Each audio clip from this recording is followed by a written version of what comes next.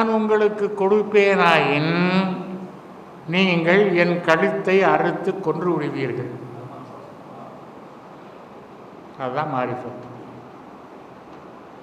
இந்த ஷரியத்தில் இருக்கிறவர்கள் ஆரம்ப பள்ளிக்கூடத்தில் பயிற்சி பெறுகிறார்கள்னு பொருள்.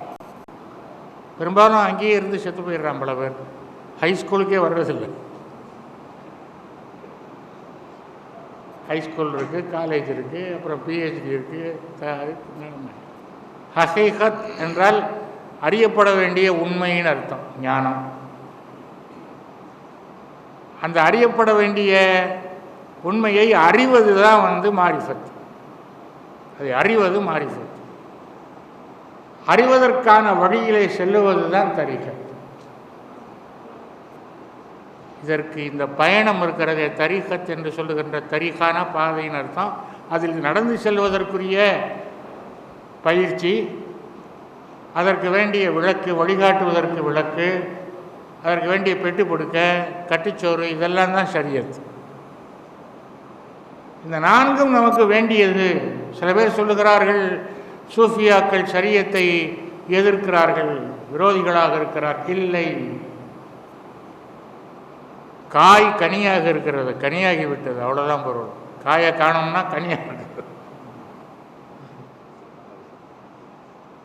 கனியான பிறகு காய் எப்படி இருக்கும்? காய் இருக்காது, கனியானவர்.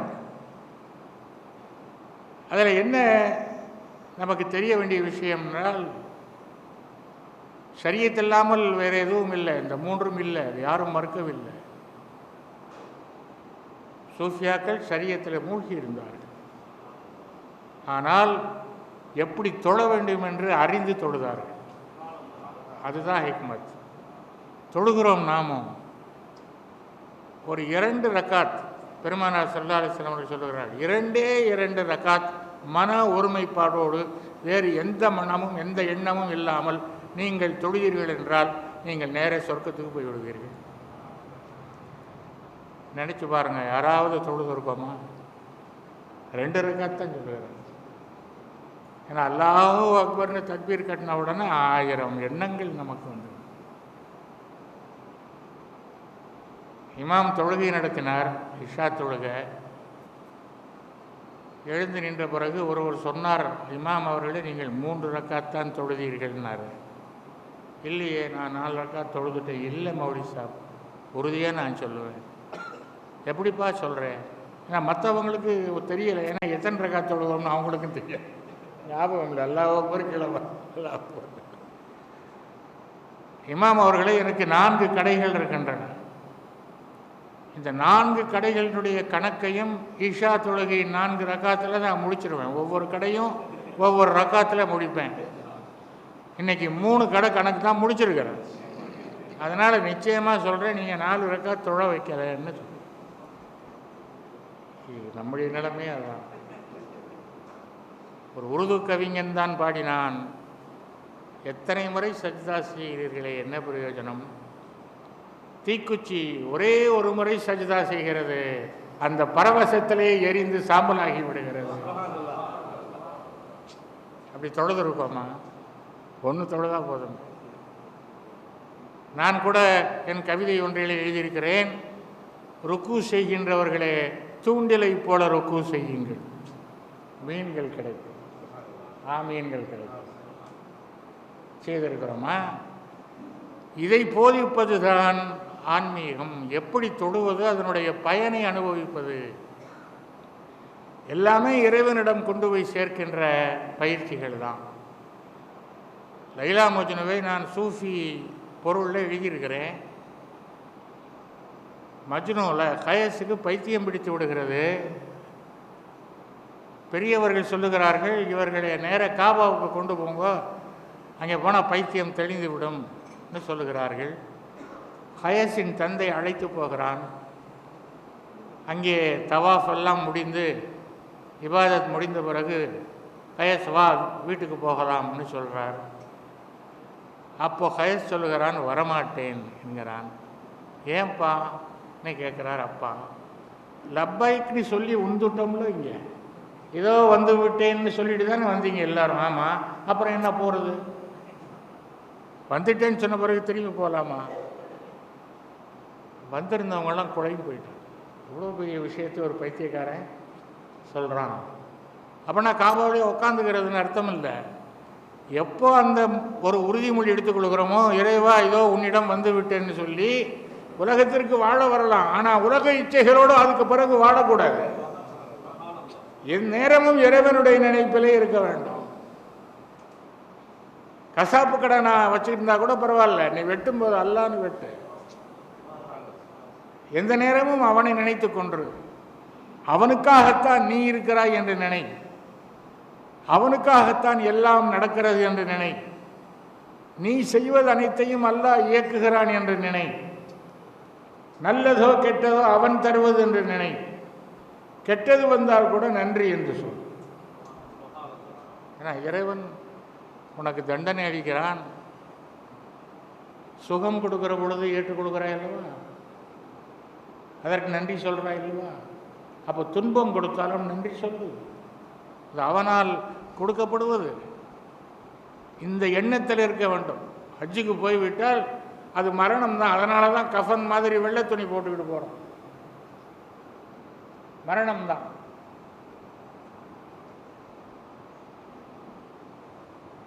ஒரு துறவு அதில் இருக்கிறது.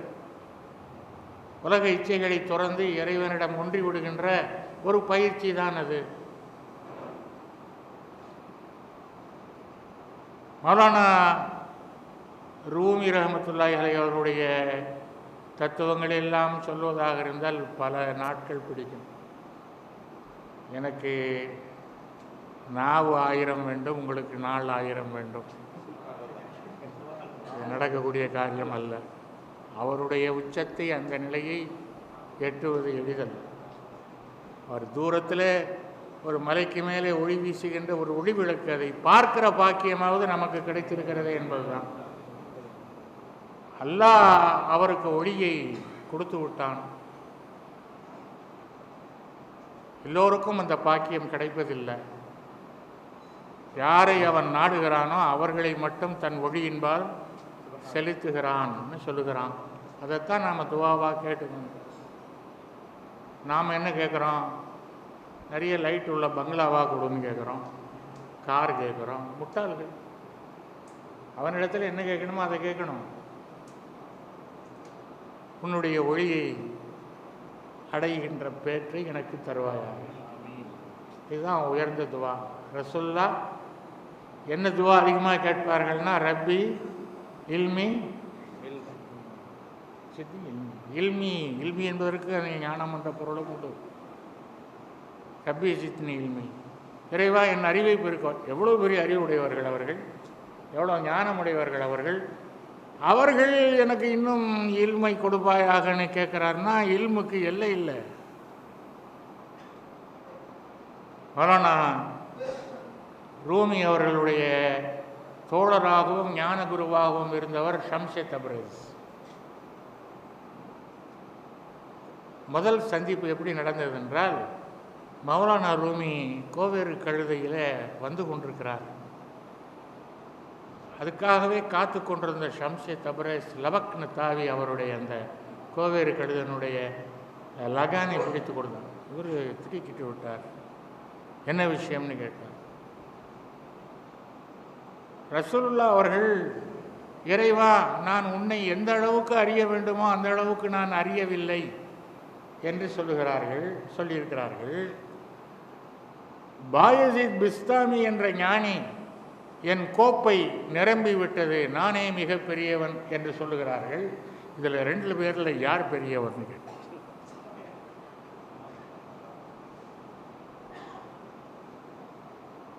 கொஞ்ச நேரம் தடுமாறி விட்டார்கள். பிறகு சொன்னார்கள், ரசூலுல்லாஹ் தான். எப்படின்னு கேட்டார் ஷம்ஸே தப்ரீஸ். தெரியலை என்று. இப்போ ஷம்ஸே தப்ரீஸ் சொன்னார், பாயசித் பிஸ்தாமினுடைய கிண்ணம் சின்னது, நிரம்பினதே போதும், அவர் நிரம்பிட்டதுன்னு நினச்சிக்கிட்டார். அதுலேயே நான் பெரியவன்ட்டார். அவ்வளோ கிடைச்சாலே நமக்கெல்லாம் பெருசு தான். ஆனால் அவருக்கு இதே போதுமானதுன்னு தோன்றிவிட்டது. ரசூலுல்லாஹ்வுடைய கிண்ணம் கடலை விட பெரியது அது. எத்தனை நதிகள் வந்து புகுந்தாலும் வந்து கலந்தாலும் கடல் கரையை மீறி வருதா? அவரளவுக்கு இறைவனை அறிந்தவர் யாரும் இல்லை. ஆனால் உன்னை அறிய வேண்டிய அளவுக்கு நான் அறியவில்லைன்னு சொன்னார்னா அறிய வேண்டியது இன்னும் இருக்குன்னு அர்த்தம். எவன் மாபெரும் அறிஞன் என்றால் அறியவில்லை என்று அறிந்தவன் தான் அறிஞன்.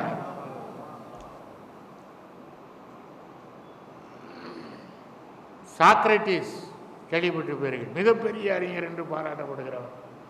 டெல்ஃபி காரைக்கல்னு ஒரு கோயில் ரோம நாட்டில் இருந்தது. அது கேள்வி கேட்டால் எல்லாருக்கும் பதில் சொல்லும். ஒருவன் போய் கேட்டான், உலகத்திலேயே மிகச்சிறந்த அறிவாளி யாருன்னு கேட்டான். சாக்ரட்டிஸ்னு பதில் சொன்னது. நேர தேடி வந்தான், அங்கே இங்கே தேடி ஒரு மலைக்கு மேலே கொத்தனார் வேலை செய்து கொண்டிருக்கிறார் அவர். கொத்தனார் அவர். இங்கே சாக்ரட்டிஸ்ங்கிறவர் யாருன்னு கேட்டான். நான் தான். அங்கே என்ன விஷயம்? நீங்கள் தான் பெரிய அறிஞரா? நான் யார் சொன்னான்? டெல்ஃபி காரைக்கல் ஆலயத்தில் அசரியர்களை கேட்டேன். இல்லைங்க, தப்பு, நான் இல்லை, நான் தான் மோசமான முட்டாள், நான் இல்லை. டெல்ஃபி காரைக்கிட்ட திரும்ப போனால் அவன் கேட்டான், என்ன அறிஞன் யாருன்னா முட்டாளை காட்டுற, சரியாக சொல்லணும். இல்லை போய் அவர்கிட்ட கேளு. நான் கேட்டான், திரும்பி வந்தான்.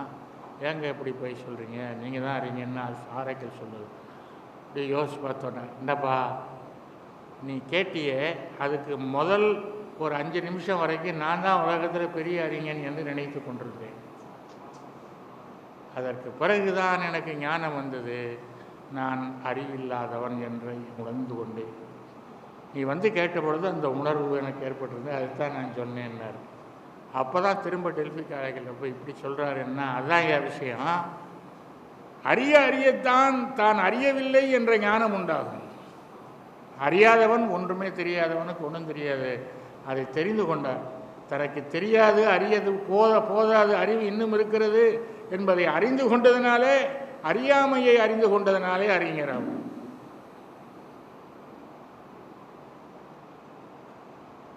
ஒரே ஒரு தத்துவத்தை மட்டும்தான் நான் இங்கே விளக்கி சொல்ல முடியும். அதிகமாக நேரம் அதை எடுத்துக்கொள்ள முடியாது. இப்போ மனமு வந்து தாராளமாக எவ்வளோ நேரம் வேணால் பேசுங்கன்னு சொல்கிறேன். நீங்கள் கேட்கணுமே, இருக்கணுமே. ஒரு முக்கியமான ஹதீஸ், ஞானத்தை பிழிந்து சாரமாக தருகிற ஒரு ஹதீஸ், மரணம் அடைவதற்கு முன்னால் மரணமடையுங்கள். இதே இந்த ஆராய்ச்சி செய்கிறவங்கன்னு சில பேர் இருக்காங்க. அவங்க என்ன பண்ணியிருக்காங்கன்னா, இதுக்கு ஆதாரம் இல்லாத ஹதீஸ்ன்னு இருக்காங்க இதை. ஆனால் சூஃபி ஞானியர் முழுக்க இதை பெருமானார் வாக்காகவே எடுத்துக்காட்டுகிறார். அது போதும் எங்களுக்கு ஆதாரம். அதுதான் அபூ ஹுரைரா வழியாக அவர் சொன்னாரே, அந்த ஹதீஸுகளை நான் சொன்னேனாயின் உங்கள் கழுத்தை அறுத்து என் கழுத்தை அறுத்து கொண்டு விடுவீர்கள் என்று. அதன்படி ரசூலுல்லாஹ் அவர்கள் திண்ணை தோழர்கள் என்று சொல்லுகின்ற அஸ்ஹாபுல் சுஃபா அவர்கள் சில பேரை தேர்ந்தெடுத்து அவர்களுக்கு மட்டும் போதித்த ஞான ஹதீஸுகளாகும். அது சில்சிலாக்கள் மூலமாக வந்து கொண்டிருக்கிறதே தவிர இந்த ஆதாரபூர்வமான சியாசித்தாவில் அது இடம்பெறாது. அது ஷரியத்து. இது புரிவதற்கு ரொம்ப கஷ்டம். மரணம் அடைவதற்கு முன்னால் மரணம் அடையுங்கள்னா என்ன, தற்கொலை பண்ணிக்கிறதா? இல்லை. இதை சுற்றி சுற்றித்தான் மஸ்னவி ஷரீஃப் சுழன்று கொண்டிருக்கிறது. எப்படி அவருடைய சமா என்று சொல்லப்படுகிற அந்த நடனம் சுற்றி சுற்றி சுழறுகிறதோ அது மாதிரி இந்த தத்துவத்தை சுற்றி அமைகிறது. நான் சொல்லுகிறோம். இந்த நான்கிறது யார் தெரியாமையே நான் சொல்லிட்டு இருக்கிறோம். இதை செஞ்சது யார்ப்பா? அது செஞ்சது நான். இதை பேசுகிறது யார்? நான். இதை பார்த்தது யார்? நான். இப்படிதான் சொல்லி கொண்டிருக்கிறோம். உதாரணமாக ஒரு மரம், அதை பார்த்து ஒருவன் கேட்குறான், யார்ப்பா இந்த மரம் நட்டது? நான். நட்டது இவன். ஆனால் அந்த விதை யாருடையது? அதை வளர்க்கும் நீர் யாருடையது? அதை வளர்க்கும் மண் யாருடையது? இதை செய்பவன் வேற யாரோ, இவன் நான்கிறான். அதை இது என் கை அப்படிங்கிறோம், உடல் என்னுடைய உடல்ங்கிறோம், என்னுடைய வீடுங்கிறோம். இதெல்லாம் உண்மையில் அவனை சார்ந்ததா என்றால் இல்லை. இந்த கைகள் தான் நானா, இந்த உடம்பு தான் நானா?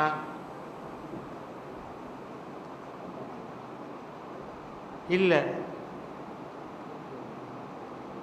ஆன்மா தான் நானா? அதுவும் இல்லை. அதுவும் கொடுக்கப்பட்டது.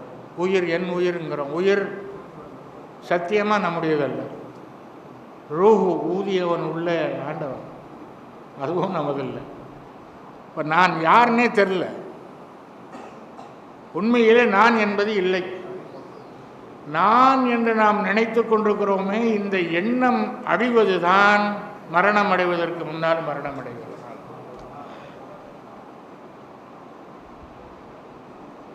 இது அடைந்தவன் தான் உண்மையை தெரிந்து கொள்ள முடியும். இதை அடைந்தவர் தான் மன்சூர் ஹல்லாஜ் அவர்கள். அனல் ஹக்னு சொன்ன பொழுது அவர் நான் என்ற உணர்வு அழிந்து போய்விட்டது. ஃபனா நடந்து போய்விட்டது. பகா அடுத்து வரணும். இது கூட சொல்லாமல் இருக்கிறது தான் பகா. ஏன்னா சொல்றதுக்கு ஒரு அர்த்தம் வேணும். என்ன ஒரு ஆள் சொல்றதே ஆளே இல்லை. ஃபனா என்பது தான் நான் என்ற உணர்வு முற்றும் அழிவது. பகா என்பது அதுவும் சொல்லாமல் கலந்து போகிறது தான், கரைஞ்சு போகிறது. அந்த நிலைமையில் தான் மன்சூர் ஹல்லாஜ் அவர்கள் அனல் ஹக், நானே உண்மை. அது புரியாமல் பல பேர் அது எப்படி ஒருத்தன் நானே இறைவன் ஒரு மனுஷன் சொல்ல முடியும்? சொன்னது அவரே இல்லைப்பா, உள்ளே இருக்கிற ஆண்டவன்லவா பேசுனா. அவருடைய நான் ஃபனாவாயிட்டது. நானே சத்தியம் என்று சொல்லுவது அவரல்ல, இறைவன் சொன்னான் உள்ளே இருந்து. குரான்ல வருதல்வா, உங்கள் கையின் மீது என் கை இருக்கும். அந்த நிலை வந்து விட்டால் இறைவன் பொசிஷன் எடுத்துக்குவான். அவன் தான் பேசுறான். நான் மரணமடைய வேண்டும், அப்பொழுதுதான் நான் இறைவனோடு ஒன்ற முடியும் என்று மஸ்னவி ஷரீஃபில் பல இடங்களில் அவர்கள் சொல்லுகிறார்கள். அதற்கு ஒரு குரான் ஆயத்தையும் சப்போர்ட்டா உதவியாக சொல்லுகிறார்கள். தவக்கல் அலல் ஹய்யில் லஜி லா யமூத்து. இந்த ஆயத்து குரானில் இருக்கு. இரவாமல் உயிரோடு இருப்பவனோடு சார்ந்திருங்கள். ஏன்னா நம்ம எல்லாம் இறந்து போவோங்கிறது நமக்கு முதல்ல தெரியணும். அப்போ நாம் சத்தியம் இல்லைன்னு அர்த்தம். சத்தியம் சாகாது. இறைவன் ஒருவன்தான் உயிரோடு இருப்பவன். எனவே அவனை சார்ந்திருங்கள். அவனை சார்ந்திருக்கிற பொழுது ரெண்டு நான்கள் இருக்க முடியாது. அவனுடைய நான், நம்முடைய நான். நம்முடைய நான் எப்பொழுது அடிகிறதோ அப்பொழுதுதான் அவனுடைய நானோடு நாம் சேர முடியும். அதனால் நான் இறப்பதே மரணம் என்பதை அவர்கள் விளக்குகிறார்கள். பல வகையாக இதை விளக்கலாம். இந்த நான் என்று சொல்லுவதை தமிழில் அகங்காரம்னு சொல்லுவார்கள். ஈகோ ஆங்கிலத்தில் சொல்லுவார்கள். நான் எனது என்று நினைக்கிறவரை மமகாரம் எனது என்று. நான் எனது என்று நினைக்கின்றவரை ஒருவனுக்கு ஞானம் கிடைக்காது. எப்பொழுது இந்த நான் எனது என்ற இந்த போலியான எண்ணம் அகல்கிறதோ அப்பொழுதுதான் ஞானம் கிட்டும். ஆக அகங்காரம் மரணமடைய வேண்டும் என்பதுதான் மரணமடைவதற்கு முன்னால் மரணமடையுங்கள் என்பது. நம்முடைய இந்த உடல் இருக்கிறத, உடல் நாம் பேசுறது நடக்கிறது இதெல்லாமே ஒரு நாடகம், போலியானது,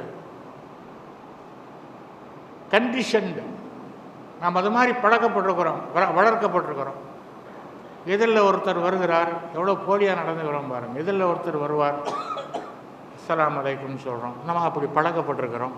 ஆனால் உள்ள இவன்லாம் ஒரு மனுஷன், உதைக்கணும் இவனை அப்படின்னு நினைக்கிறோம். இந்த உள்ளே இருக்கிறது தான் உண்மையான மனுஷன். இந்த சலாம் சொல்கிறது போலியான மனுஷன். இப்படி தான் வாழ்ந்து கொண்டிருக்கிறோம். போலியா, போலி கணவனா, போலி சகோதரனா, போலி மகனா, போலியாக வாழ்ந்து கொண்டிருக்கிறோம், நடிக்கிறோம். இந்த உண்மையான இந்த நடிக்கிற இந்த மனுஷன் சாவது தான் மரணமடைவதற்கு முன்னால் மரணமடைவது. அசல் மனிதன் தோன்ற வேண்டும். ரெண்டாவது, நாம் இறந்த காலத்தை விடுறதே கிடையாது. அதையே நினச்சிக்கிட்டு இருக்கோம். அது நடந்த சோகங்களை நினச்சி இப்போவும் ஒருத்தன் அழுகிறான்னா அர்த்தமே இல்லைன்னு. அது கடந்த இறந்த காலம்னே சொல்லியிருக்கிறாங்க.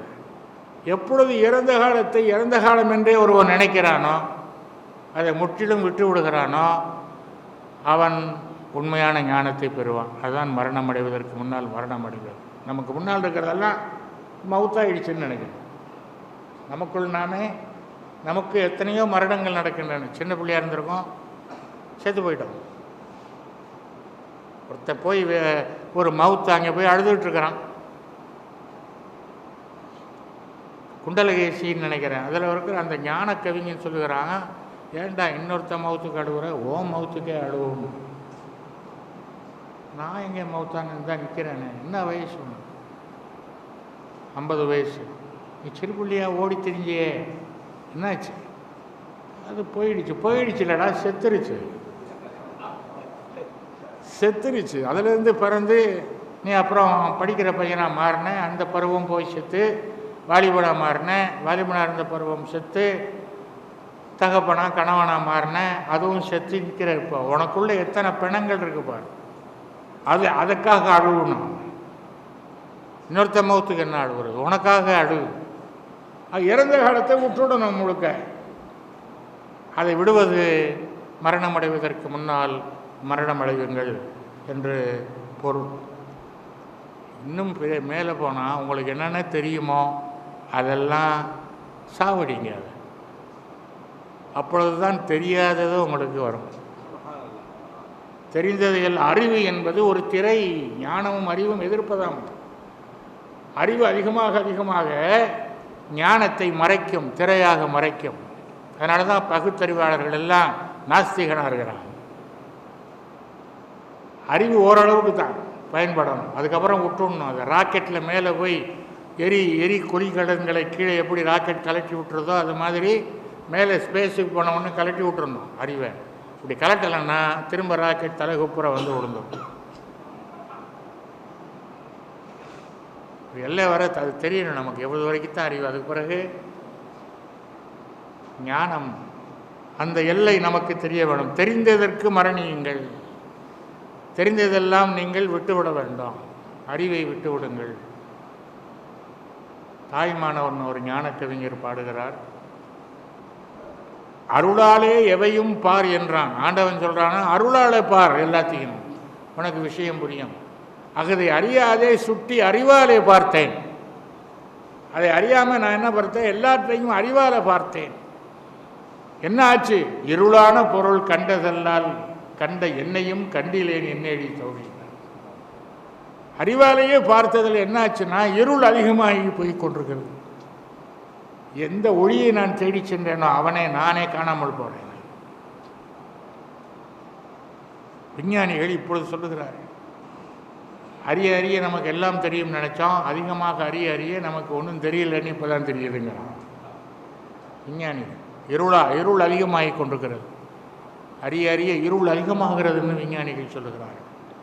ஆகவே தெரிந்ததற்கு மரணியுங்கள், அப்பொழுதுதான் தெரியாததாகிய, நாம் அறியாததாகிய அந்த சத்தியம், அந்த ஞானம், அந்த ஹக் நமக்கு தெரியும் என்பது ஒரு.